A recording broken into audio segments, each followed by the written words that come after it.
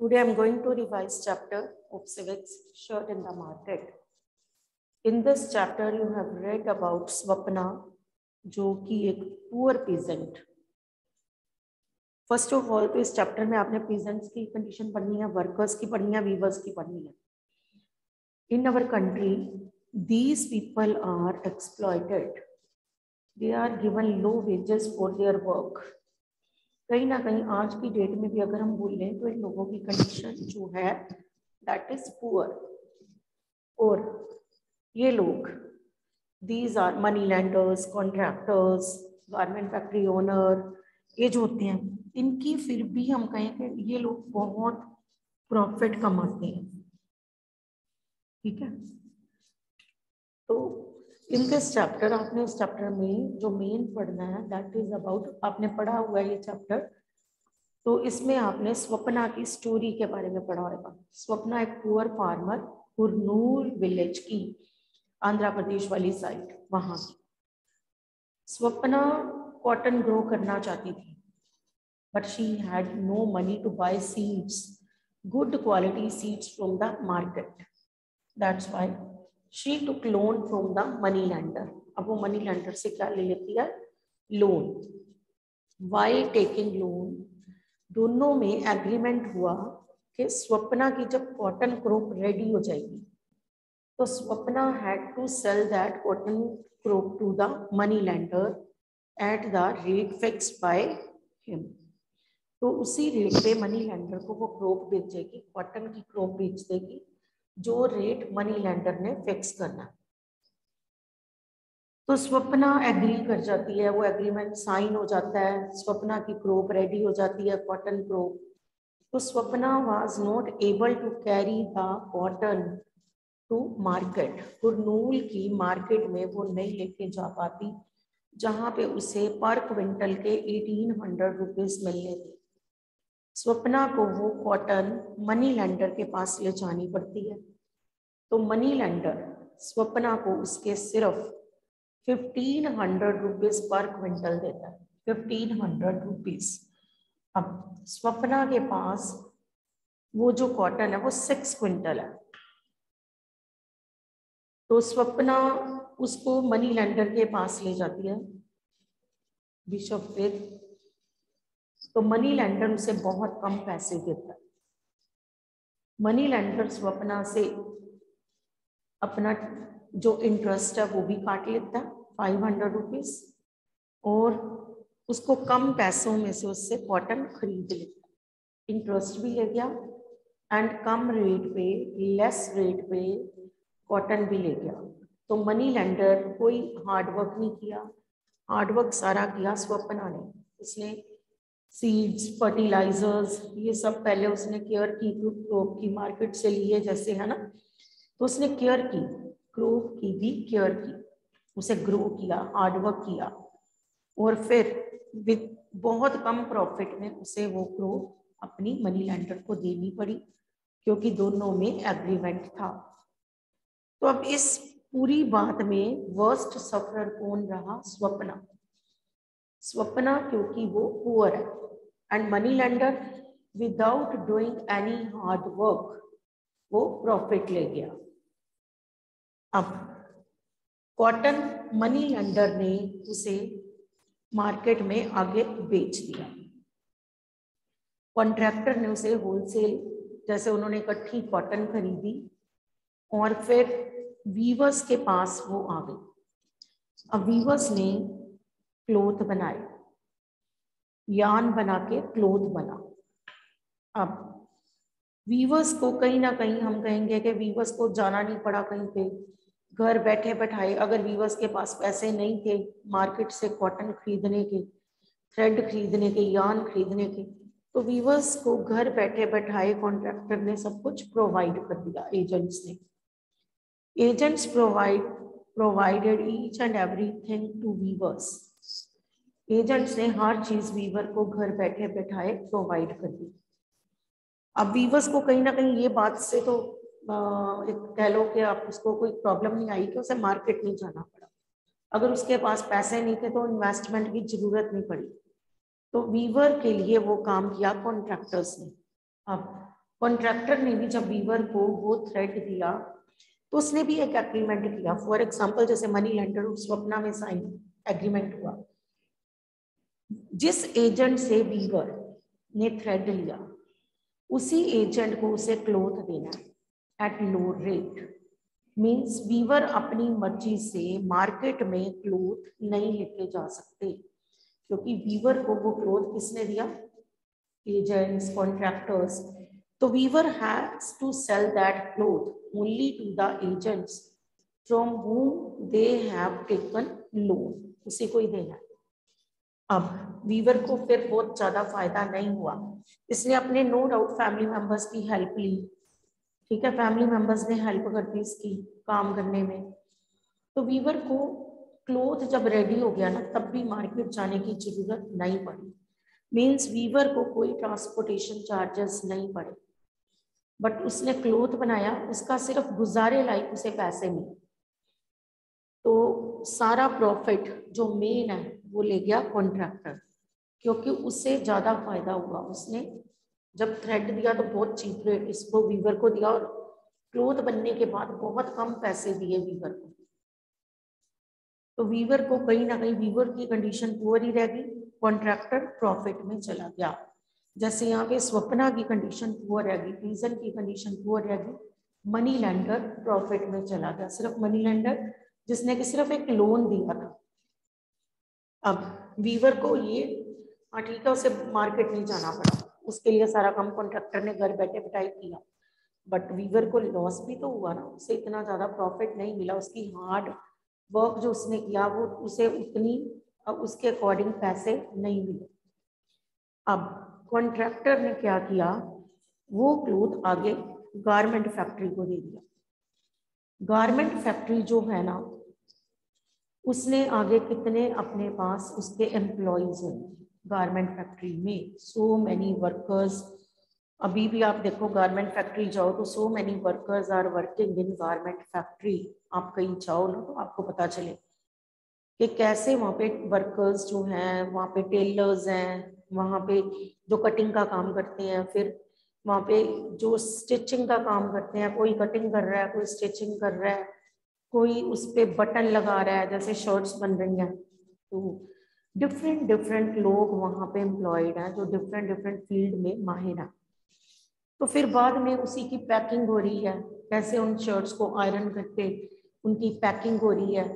तो जब तक हमारे तक आती हैं तो वो पैक्ड आती हैं, हमें ऐसे खुली शर्ट्स थोड़ा मिलती हैं, हमें तो पैक्ड मिलती है। तभी उनकी पैकिंग से ही उनकी वैल्यू बढ़ जाती है, तो कहीं ना कहीं वो ब्रांडेड काउंट हो जाती हैं। तो गारमेंट फैक्ट्री के ओनर ने अपना प्रॉफिट रखा, उसने अपने सारे ट्रांसपोर्टेशन चार्जेस भी देखने हैं, he has to pay salaries to his employees according to the work done by them. अब डिफरेंट डिफरेंट एम्प्लॉयज हैं उसके पास, तो उनके काम के अकॉर्डिंग उसने उनको पैसा भी देना है।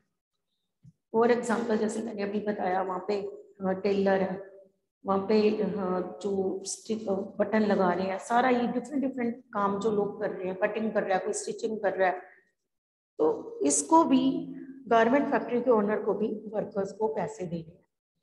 तो अब इसने अपना प्रॉफिट देखना है, तो सैलरीज उनके काम के अकॉर्डिंग देनी है। कहीं ना कहीं यहाँ पे भी वर्स्ट सफरर ये लोग रह जाएंगे, क्योंकि इनको इनके काम के अकॉर्डिंग पैसे नहीं मिलते, इन्हें बहुत कम पे किया जाता है, इनके वर्किंग आवर्स जो होते हैं that are more, wages are less. तो कहीं ना कहीं इनकी living condition, working condition are not good, इनकी वर्किंग एंड लिविंग कंडीशन दोनों ही अच्छी नहीं होती। कहीं ना कहीं ये लोग फिर वर्स्ट सफरर रह जाते हैं, ये लोग प्रॉफिट में चले जाते हैं, इधर वाले सारे प्रॉफिट में जाते हैं, इधर वाले सब वर्स्ट सफरर है। अब गारमेंट फैक्ट्री से वो क्लोथ नेशनल मार्केट या फिर इंटरनेशनल मार्केट में सप्लाई हो जाता है। इंटरनेशनल मार्केट में अगर जाता है फॉरेन कंट्रीज में, तो वहां पे एजेंट्स होते हैं जो कि बाहर कपड़ा सप्लाई करते हैं, फॉरेन एजेंट्स। अब वो जो एजेंट्स होते हैं ना, वो इनसे इनके साथ उनका एग्रीमेंट होता है गारमेंट फैक्ट्री के ओनर के साथ, कि जितनी बेस्ट क्वालिटी होगी ना वो सारी फॉरेन एजेंट को देनी होगी। फॉरेन एजेंट जितना बेस्ट मटेरियल होता है ना, बेस्ट वाली शर्ट्स, वो सारी बाहर सप्लाई कर देते हैं। अब बाहर जब सप्लाई करते हैं तो वहां पे इनको बहुत प्रॉफिट होते हैं। जैसे इंडिया से वो शर्ट गई 800 की, तो बाहर जाके वो 2500 तक भी बिक जानी है, 3000 तक भी बिक जानी है। तो सोचो कितना, क्योंकि ट्रांसपोर्टेशन चार्जेस भी बीच में अगर डालते हैं वो, तब भी ये लोग बहुत प्रॉफिट में जाते हैं, फॉरेन एजेंट्स जो होते हैं जो बाहर सप्लाई देते हैं। तो इस वजह से इंटरनेशनल मार्केट तक जाते जाते जो कहाँ से कहाँ कितना स्टेजेस कवर करके वो चीज कितनी महंगी बन गई। बहुत से लोग इस चेन में इन्वॉल्व हैं, ये सारे इस चेन में इन्वॉल्व हैं, सारे। एक शर्ट आप तक आई ना तो सारे लोग इन्वॉल्व हैं। इसके बिना कॉटन नहीं आनी, इसके बिना क्लोथ नहीं बनना, इसके बिना शर्ट बन के मार्केट नहीं आनी। मीन्स कहीं ना कहीं लोगों ने इतना हार्डवर्क किया। इन्होंने सिर्फ अपनी, ठीक है इसकी फैक्ट्री है, एम्प्लॉयज है इसके पास, ये रिच है, ऑलरेडी रिच है ये लोग, बट पैसा ही कहते हैं ना, पैसे को खींचता है, तो ये रिच से और रिच होते जा रहे हैं। In our country rich are becoming richer day by day, और जो पुअर है they are becoming poorer day by day. ये लोग और पुअर होते जा रहे हैं। इनकी अगर हम कंडीशंस की बात करें ना, इनकी इसकी अगर बात करें तो ये अपनी फैमिली की जरूरतें ही नहीं पूरी कर पाती। स्वप्ना, इसे लोन लेने पड़ते हैं, तो एक्सप्लॉयटेशन है बहुत ज़्यादा, ये अपनी डेली जरूरतें नहीं पूरी कर पाती। तो वीवर्स भी ऐसे ही हैं, weavers also have to take loans. इनकी लिविंग कंडीशंस बहुत पुअर है। अभी भी हमारी कंट्री में बहुत से पीजेंट सुसाइड करके मर रहे हैं क्योंकि उन्होंने लोन लिए हुए हैं, और जब वो लोन नहीं दे पाते they committed suicide in our country. अभी भी जो हमारे पीजेंट्स ही तो स्ट्राइक पे बैठे हुए थे। तो पीजेंट्स रिच एंड पुअर दोनों ही होते हैं। रिच तो वो होते हैं जिनके पास बहुत बड़े फार्म लैंड होते हैं, वो रिच पीजेंट्स होते हैं। जिनके पास न्यू टेक्नोलॉजी है सारी, जिनके फील्ड्स मैकेनाइज्ड है, in our country they are rich peasants. But हमारी कंट्री में रिच पीजेंट्स कम है।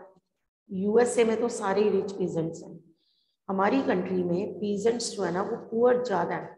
यहाँ पे 3 तरह के पीजेंट्स हैं हमारी कंट्री में। एक तो बहुत रिच, जिनके अभी मैंने बोले हैं फार्म्स आर मैकेनाइज्ड, सारा काम मशीनें करती हैं, ऐसे कम है हमारी कंट्री।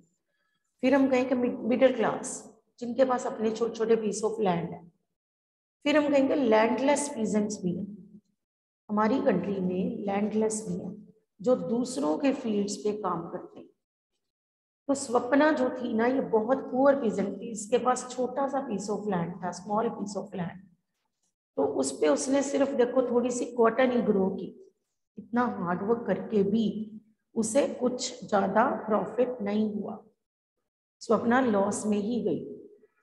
तो कहीं ना कहीं ये लोग पुअर से और पुअर होते जा रहे हैं क्योंकि अपनी जरूरतें पूरी नहीं कर पा रहे। इन पे जो डेप्ट है ना, जो कर्जा है, वो बढ़ता जा रहा है। इन लोगों के ऊपर कर्जे बढ़ते जा रहे हैं और इनको रेट ऑफ इंटरेस्ट बहुत महंगे पड़ रहे हैं। तो सेम एज वीवर्स, वर्कर्स जो है कई बार इन्हें हम कहें कि नैरो एरियाज होते हैं जहाँ पे इनको वर्क करना पड़ता है। इनको प्रॉपर हम कहें कि वेजेस भी नहीं मिलते, वर्किंग आवर्स ज़्यादा होते हैं, सिक्योरिटी भी नहीं है, there is no security of jobs. इनका भी सीजनल वर्क है, क्रॉप्स भी तो सीजनल है, तो इनका ये भी सीजनल है। क्योंकि अगर हम बात करें कि वूल की इंडस्ट्री, तो वो समर्स में बंद, वूलन इंडस्ट्री, तो इनकी भी फैक्ट्रीज में सीजनल वर्क होते हैं। अब जब सीजनल है सब कुछ, तो ड्यूरिंग ऑफ सीजन जिस फैक्ट्री में कोई वर्कर वर्क करता है, तो ड्यूरिंग ऑफ सीजन जो ऑनर्स होते हैं ना, they threw the workers out of their job, उनको काम से निकाल देते हैं, उनको काम फिर नहीं रखते क्योंकि उन्हें पे करना पड़ता है। तो they threw the workers out of their jobs during off season, तो there is no security of jobs. इनकी तो सिक्योरिटी भी नहीं है। वैसे भी अगर सीजन है तब भी कई बार ओनर इन्हें काम से निकाल देते हैं। जैसे अभी कोरोना पीरियड आया तो कितनी फैक्ट्रीज बंद हुई, तो कितने वर्कर्स अनएम्प्लॉयड हुए। अब आपने देखा होगा कितने लोग अपने विलेजेस वापस जाना चाहते थे। ये जो वर्कर्स का फैक्ट्रीज में काम करते थे, ये लोग जो बिहार, उत्तर प्रदेश से पंजाब में आए हुए थे, महाराष्ट्र में आपने देखा होगा कितने लोग जो industry, Maharashtra Mumbai industrial region है ना, तो मुंबई में जितने लोग वर्क करने आए हुए थे फ्रॉम अदर स्टेट्स, तो कोरोना पीरियड में कैसे वो अपने घर जाना चाहते थे। रीजन क्या था कि इन लोगों के पास काम नहीं था और कहीं ना कहीं यही डर था कि यहाँ पे हम भूख से मर जाएंगे। They wanted to go back their home. तो उस पीरियड में बहुत से लोग वापस गए थे, नो डाउट, फिर आ गए वापस, बिकॉज वहां पे भी इनके पास जॉब्स नहीं है, वापस आ गए। फिर जब ऐसी कोई कंडीशन आती है, ये लोग फिर घरों की तरफ जाते हैं, क्योंकि इनको होता है कि कहीं ना कहीं घर में रह के ये सिक्योर रहेंगे, इन्हें खाने की प्रॉब्लम, ऐसी चीज़ों की प्रॉब्लम नहीं आएगी, ये मैनेज कर लेंगे अपनी फैमिली के साथ। तो ये जो लोग हैं ना, हम कहेंगे कि ना तो बेचारों के पास सिक्योरिटी, ना ही इनकी इकोनॉमिक कंडीशन अच्छी है। स्लम्स में ये लोग रहते हैं, मोस्टली इनके एरियाज जो होते हैं वो स्लम्स होते हैं, बैकवर्ड एरियाज। वहाँ पे पीने के पानी की फैसिलिटी नहीं है, एक ही घर में कितने कितने, एक ही रूम में कितने कितने लोग रहते हैं, ये मिल के रहते हैं, तो इनकी लिविंग कंडीशंस भी बहुत पुअर होती हैं। ठीक है, तो सिक्योरिटी नहीं है, ऑफ सीजन में काम से बाहर निकाल देते हैं। These people look for other kinds of jobs. कई बार ये रिक्शे चलाते हैं, अगर इनके पास फैक्ट्री में वर्क नहीं है तो रिक्शा चलाते हैं। तो कहीं ना कहीं ये लोग वर्स्ट सफरर है हमारी कंट्री में। तो इस वजह से हम कहेंगे कि ये लोग जो हैं they are becoming poorer day by day and these people are becoming richer day by day. कहीं ना कहीं ये प्रॉब्लम रह गई है। This is the due to this there is gap between rich and poor. इनके इकोनॉमिक स्टेटस पुअर है, इनके अगर लिटरेसी रेट कहें तो इनके बच्चों में बहुत कम है लिटरेसी। पीजेंट्स नो डाउट, अब पीजेंट्स थोड़े से अवेयर हो गए हैं, तो इनके बच्चे अब पढ़ने के लिए स्कूल्स, हायर स्कूल्स तक जाते हैं, यूनिवर्सिटीज तक जाते हैं, नो डाउट। बट फिर भी अगर हम कंपेयर करें तो इन लोगों में अभी भी लिटरेसी रेट, इनका लिविंग स्टैंडर्ड, हर चीज में ये पीछे है। तो इंडिया में मेजोरिटी ऑफ द पॉपुलेशन इन लोगों की, तो यही लोग पुअर है। This is the main reason India still developing nation, क्योंकि इन लोगों की कंडीशन अच्छी नहीं है। Wealth of the country is not equally distributed.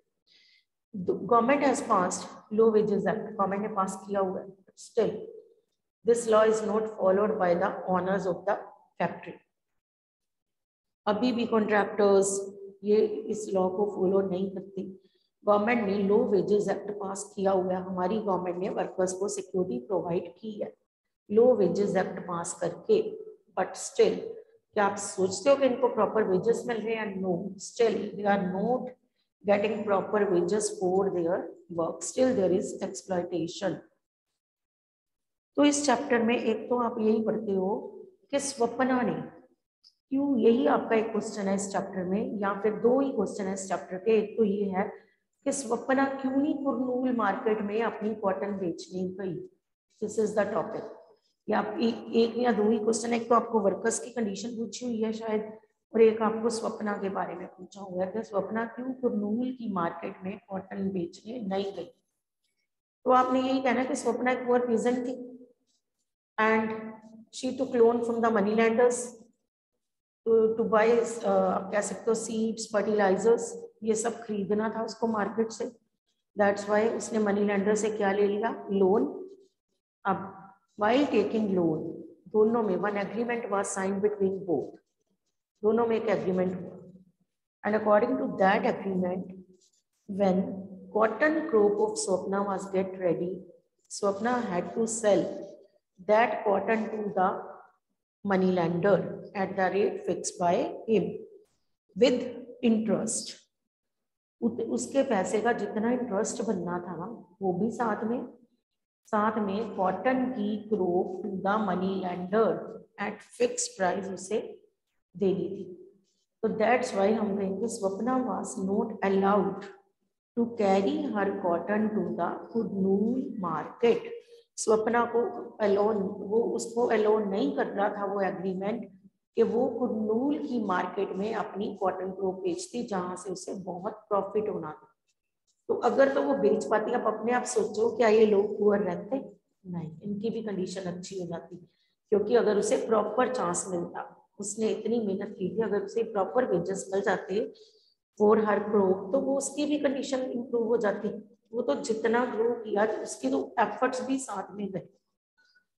तो इधर से ये हम कहेंगे वर्कर्स, आपकी बुक में यही एक क्वेश्चन है शायद कि वर्कर्स की कंडीशन बताओ, तो आपने कहना वर्कर्स की कंडीशन पुअर ही है, वर्कर्स स्लम्स में रहते हैं, वर्कर्स को जो कंजस्टेड एरिया में वर्क करना पड़ता है, तो वर्कर्स जो है they are not given proper wages for their work.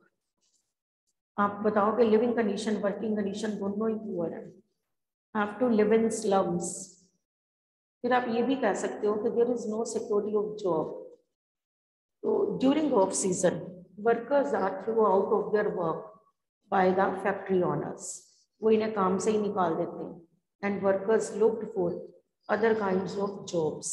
ये बेचारे फिर और जॉब्स ढूंढते हैं, कोई इन्हें मेडिकल फैसिलिटीज नहीं है, इनको ऐसा कुछ नहीं मिला हुआ, कोई इन्हें लीव की पे नहीं मिलती, तो इस वजह से वर्कर्स जो हैं हम कहेंगे उनकी कंडीशन पुअर ही है। अब वीवर्स को क्या फायदे भी हैं, क्या नुकसान भी हैं इन पुटिंग अप सिस्टम जो है उसके, अगर हम अकॉर्डिंग देखें तो आप कहोगे वीवर्स जो है ना, उन्हें मार्केट जाके कॉटन खरीदनी नहीं पड़ती, थ्रेड खरीदना नहीं पड़ता, वीवर्स को सारी सप्लाई घर बैठे बैठाए कॉन्ट्रैक्टर प्रोवाइड कर देते हैं। कॉन्ट्रैक्टर वीवर को घर बैठे बैठाए सारी सप्लाई देते हैं थ्रेड की, there is no need to go to the market. तो वीवर्स मार्केट नहीं जाते, बैठे बैठाए उनको घर में मिलता है। Weavers with the help of their family members, अब वो अपने फैमिली मेंबर्स के साथ जो क्लोथ है ना उसे प्रिपेयर करते हैं। व्हेन क्लोथ गेट रेडी, जब क्लोथ रेडी हो जाता है तो there is no need to go to the market to sell the cloth. Weavers को कोई ट्रांसपोर्टेशन चार्जेस नहीं पड़ते, तो वीवर्स का क्लोथ अपने आप कौन ले जाते हैं? कॉन्ट्रैक्टर। वीवर्स से जब उन्होंने थ्रेड दिया था तो एक कॉन्ट्रैक्ट साइन हुआ था कि क्लोथ जब रेडी होएगा तो weavers have to sell cloth to the contractor at fixed rate, तो वो क्लोथ अपने आप कॉन्ट्रैक्टर ले जाते हैं। मीन्स वीवर्स को घर बैठे बैठाए काम मिलता है, घर से ही सप्लाई वापस हो जाती है, उनको मार्केट ना तो जाना पड़ता खरीदने ना ही बेचने। तो ये तो एक उनको फैसिलिटी मिली, बट इस फैसिलिटी में वीवर्स को लॉस भी हुआ। अब इसके बैड इम्पैक्ट्स पड़े, हमने बताना एडवांटेजेस एंड डिसएडवांटेजेस दोनों। एडवांटेजेस तो मैंने अभी बोल लिया कि उन्हें बाहर नहीं जाना पड़ा, नो ट्रांसपोर्टेशन चार्जेस, तो नो इन्वेस्टमेंट, वीवर्स को कोई इन्वेस्टमेंट नहीं करनी पड़ी क्योंकि उनको कॉटन खरीदनी नहीं पड़ी, उनके लिए तो कॉटन खरीदी उन्होंने कॉन्ट्रैक्टर्स ने, उनको घर बैठे बैठाए सप्लाई आ गई। तो ना ही उन्हें जब क्लोथ रेडी हुआ तो मार्केट में नहीं जाना पड़ा क्लोथ लेके, उन्हें कहीं पे कोई ट्रांसपोर्टेशन चार्जेस नहीं पड़े। And with the help of family members they weave cloth, इन्होंने क्लोथ को वीव कर लिया, बना लिया। अब इसके डिसएडवांटेजेस क्या है? तो सारे मैंने बोले एडवांटेजेस, तो what are the disadvantages? Disadvantages में आप कहोगे कि वीवर्स जो हैं they are not giving proper wages, इनको कम पे किया गया, ठीक है, इनकी लिविंग कंडीशन पुअर ही रह गई, वह सफर रह गए सारे प्रोसेस में, क्योंकि जितना ये डिजर्व करते थे they are not given such wages, इनको उतना तो पे किया ही नहीं। इनका हार्डवर्क जो इन्होंने किया फैमिली मेंबर्स के साथ वो भी इनको प्रॉपर वे से वेजेस नहीं मिले। तो कहीं ना कहीं हम कहेंगे दिस इज द रीजन कि in our country these people are still poor, ये लोग कहीं ना कहीं फिर पुअर है। इनका इकोनॉमिक स्टेटस, इनकी literacy rate among these people, ये सब कुछ अभी भी कम है। तो this is the reason behind this कि हमारी कंट्री में still 26% people are below poverty line. इतने साल हमें इंडिपेंडेंस लिए हुए हो गए, still people 26% people are below poverty line because wealth of जो कंट्री का वेल्थ है ना that is not distributed equally. आप अपने आप ही नोट करो, अंबानीज जैसे लोग कितने बहुत कम है, अंबानीज की बात करनी है बहुत कम है, और ये लोग कितने रिच हैं। इट मीन्स ये तो और रिच होते जा रहे हैं। It means rich are becoming richer, और जो मिडिल क्लास है वो वैसे के वैसे ही रहते हैं, एंड पुअर जो हैं बिलो पॉवर्टी लाइन वो वैसे के वैसे ही रहते हैं, क्योंकि चाहे गवर्नमेंट कितने भी स्टेप्स ले रही है, स्टिल अवेयरनेस ही कम है। ये लोग अभी एक मिनट, स्वप्ना को नहीं करना चाहिए था ऐसा एग्रीमेंट साइन, उसे सिर्फ इतना कहना चाहिए था कि शी वुड पे द इंटरेस्ट, वो इंटरेस्ट देगी बस। वो क्यों अपनी कॉटन उसको बेचती है, मनी लैंडर को ना बेचती, वो कुरनूल की मार्केट में बेचती, उसे तब भी बहुत प्रॉफिट होना था। 800 रुपीज का गैप पड़ा था उसका, अगर वो मार्केट लेके जाती, नो डाउट उसे अब उसका इंटरेस्ट देती। इट मीन्स अवेयरनेस की तो कम है। Government has passed equal wages act, awareness कम है, मांगते ही नहीं। अगर रीजन क्या है, क्यों नहीं मांगते? Workers are more, demand is less. Workers ज्यादा हमारी कंट्री में, डिमांड कम है। अगर कोई मांगता है तो ऐसे वर्कर को ऑन थ्रो कर देते हैं आउट ऑफ द जॉब, उसे निकाल देते हैं। तो दिस इज द रीजन कि अवेयरनेस भी नहीं है, और वैसे भी अगर हम कहें तो वर्कर्स बहुत ज्यादा अनएम्प्लॉयमेंट है। अनएम्प्लॉयमेंट ज्यादा होने के कारण, क्योंकि एक वर्कर अगर कोई डिमांड रखता है तो ओनर उसे 1 मिनट में निकाल देगा, क्योंकि उसको निकालने के बाद उसे फर्क नहीं पड़ना, उसके लिए 10 आगे रेडी होने हैं सेम वर्क करने के लिए। कम पैसों के लिए वर्कर रेडी रहते हैं। Workers are always ready to work at low wages, क्योंकि उनके पास काम ही नहीं है। तो वर्कर्स इसीलिए फिर वो सब कुछ टॉलरेट करते हैं, जो एक्सप्लॉयटेशन उनके साथ होती है वो सब कुछ टॉलरेट करते हैं। सेम एज वीवर्स, ये लोग सोचते हैं कि हमें कहीं जाना ही नहीं, हमें ट्रांसपोर्टेशन चार्जेस नहीं पड़ने, हमें कोई इन्वेस्टमेंट ही नहीं करनी, घर बैठे बैठाए काम आ रहा कर लो। ये लोग इसको इस इजी वे से ले जाते हैं, बट ये नहीं सोचते कि इसमें ये कितने एक्सप्लॉइट हो रहे हैं। तो इन दिस चैप्टर आपने यही पढ़ा कि हमारी कंट्री में rich are becoming richer and poor are becoming poorer, and Swapna को दिमाग में लाओ, अपने आप पता चलेगा कि स्वप्ना ने क्यों कॉटन कुरनूल की मार्केट में नहीं बेची जबकि उसे बहुत प्रॉफिट होना था। फिर इनकी कंडीशन कैसी है हमारी कंट्री में, ये लोगों को क्या बेनिफिट्स हैं, क्या डिसएडवांटेजेस हैं जब ये डायरेक्ट डीलिंग करते हैं विद द कॉन्ट्रैक्टर, तो इनको भी बहुत लॉस होती है। तो you have to learn this chapter like this. आपको बस सिर्फ इनकी नॉलेज होनी चाहिए, अगर फ्रेम योर पॉइंट्स योर